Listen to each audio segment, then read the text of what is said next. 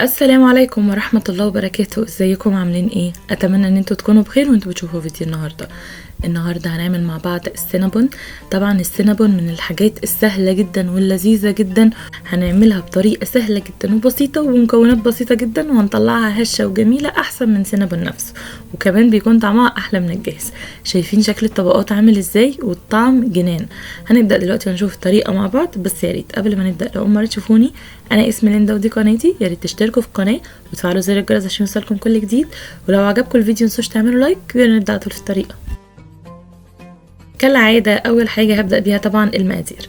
انا هحتاج في المقادير الوصفه دي ل4 كوبايات من الدقيق، انا هستعمل دقيق متعدد الاستعمالات، وكمان هحتاج لكوبايه من الحليب الدافي، وبيضتين يفضل ان تكون بدرجه حراره الغرفه، وتلت كوبايه من الزبده، ونص كوبايه من السكر، وكمان معلقتين كبار من الخميره، ومعلقه صغيره من الفانيليا.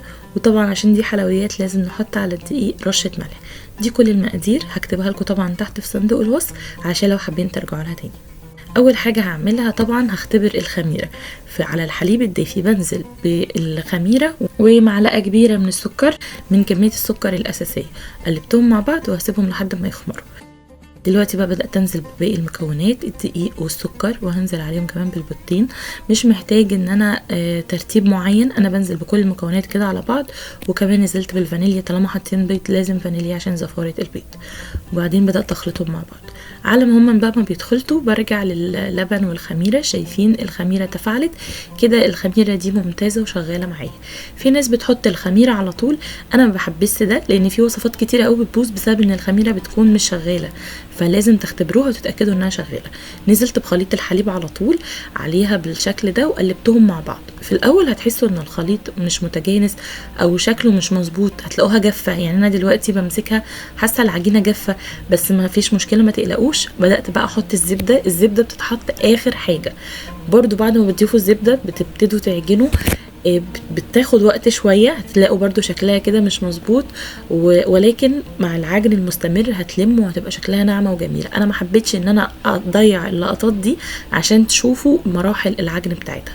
طبعا انتوا ممكن تستعملوا الستاند ميكسر او تستعملوا ايديكم. انا استعملت الستاند ميكسر، خد معايا في العجن حوالي ربع ساعة. لو هتستعملوا ايديكم ممكن ياخد معاكم من تلت ساعة لنص ساعة في العجن. شايفين العجينة عاملة ازاي؟ طرية جدا، ما زودتلهاش اي مكونات تانية غير اللي انا قلت لكم عليها. دي بتكون العجينة، شايفين شكلها عامل ازاي؟ ناعمة جدا بجد، تحفة. حطيتها بقى في البولة تاني، وبعدين بدأت اغطيها ببلاستيك راب وهسيبها تخمر. اغطيها ببلاستيك راب وفوطة، وبعدين هسيبها تخمر في مكان دافي، يعني اقل حاجة من ساعة لساعتين. دلوقتي بقى هنبدأ في تحضير الكريمة. هحتاج لكوباية من السكر البودر، تلت كوبايه من الجبنه الكريمي، اي نوع جبنه كريمي، انا هستعمل الجبنه الفيلادلفيا، معلقتين كبار من الزبده، طبعا لازم يكون بدرجه حراره الغرفه، شويه من اللبن عشان الخليط هيكون تقيل، ومعلقه صغيره من الفانيليا. بصوا انا باخد تلتين كميه الجبنه بالشكل ده. طبعا اي نوع جبنه عندكم، يعني مش لازم الفيلادلفيا، اي نوع جبنه كريمي، في كيري، ممكن اي جبنه تكون ملحها خفيف تمشي معاكم. حطيت بقى الزبده والسكر البودر والفانيليا وخلطتهم مع بعض.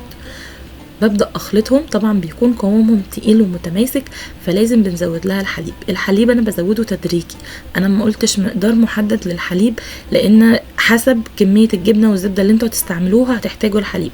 انا في المقدار ده احتاجت حوالي 3 معالق كبار لحد ما طلع معايا بالقوام اللي انتوا شايفينه ده، مش سايل قوي ولا متماسك قوي، بس كده تكون الكريمه جاهزه. هبدا بقى في تحضير صوص الكراميل. هحتاج لنص كوبايه من الحليب، عليهم معلقتين من النشا، هقلبهم مع بعض كويس جدا. ودي اول خطوه انا بعملها، لان انا بحتاج ان اخليها جنبي، لان السكر بيتكرمل بسرعه، فجهزتها كده على جنب وخلاص. هبدأ بقى احط كوباية من السكر في طاسة سخنة على النار، وهسيبها من غير تقليب تماما لحد ما يبتدي ان السكر يتكرمل معايا كده. من هنا ابدأ اقلب بالشكل ده. قلبتهم مع بعض، بفضل طبعا ايديا تكون فيه علشان ما يتحرقش مني، بتبقى فيه حته ممكن تتحرق منكم وحته لا. انا بفضل اقلب فيه لحد ما ياخد كله لون واحد. شايفين انا برضو مش دي الدرجه اللي انا عاوزاها، انا هستنى يغمق سنه صغيره جدا، وتخلوا بالكم علشان ما يتحرقش منكم.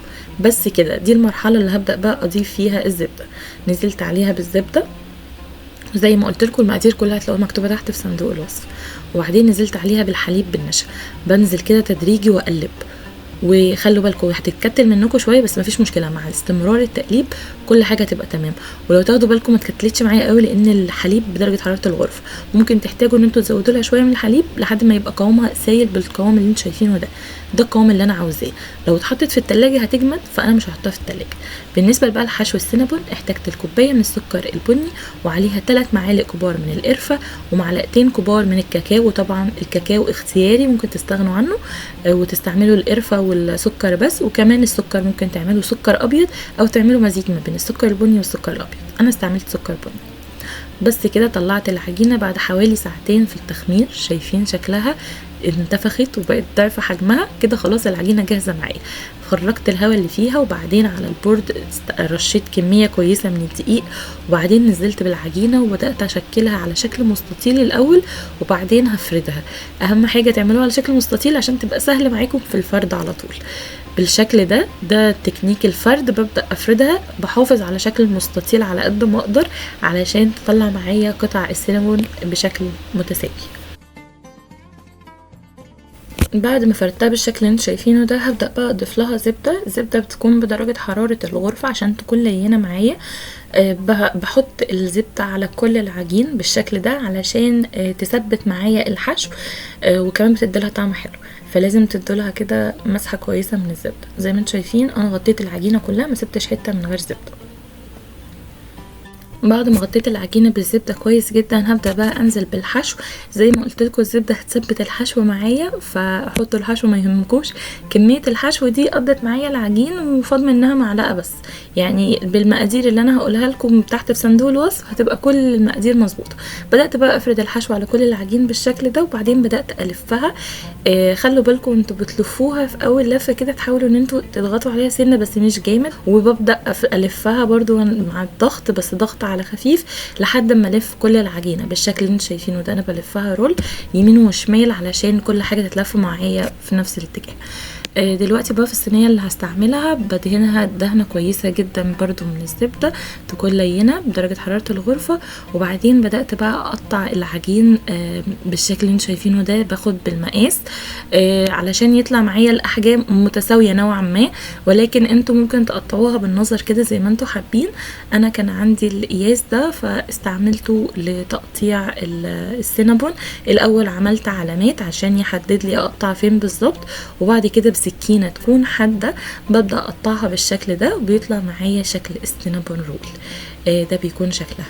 انا بقطعها بسكينه حاده. ممكن تستعملوا الخيط، بتجيبوا خيط وتعملوه من تحت وتقطعوا ولكن تلفوه عليه وتقوموا قاطعين، ولكن بالسكينه بتكون اسهل. الخيط بياخد شويه وقت، السكينه اسهل كتير. بس لازم تختاروا سكينه حاده علشان اللفات بتاعه الرول ما تدخلش في بعض.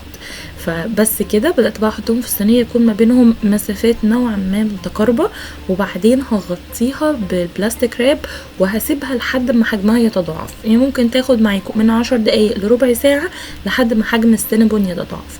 اول ما حجمها تضاعف بالشكل اللي انتوا شايفينه ده، هبدا اديلها دهنه بسيطه من الزبده السايحه.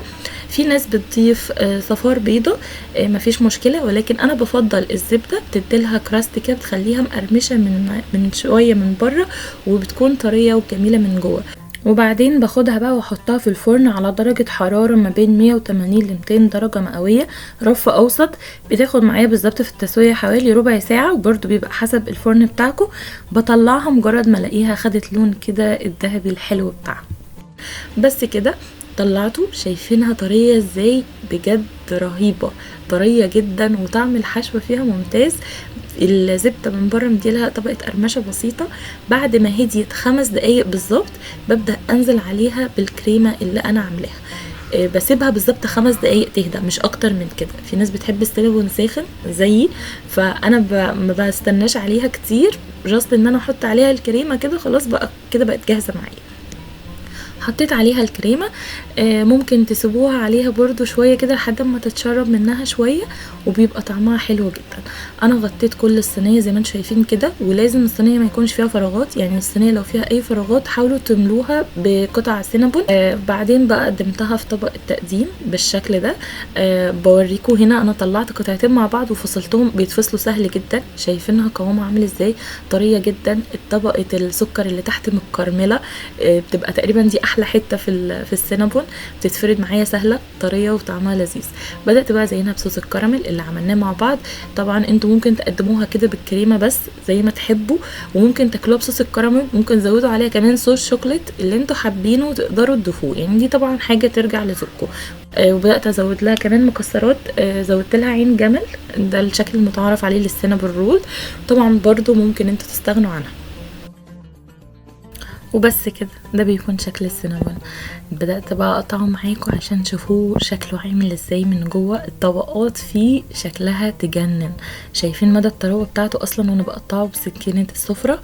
شايفين شكل الطبقات، طعمها لذيذ وشكلها تحفه، شكلها حلو قوي. يعني بتهيالي الشكل ده لوحده يخليكم تبقوا عاوزين تقوموا تعملوها دلوقتي. طريقتها سهله وبسيطه، ما خدتش معايا وقت خالص، وطعمها في منتهى الجمال.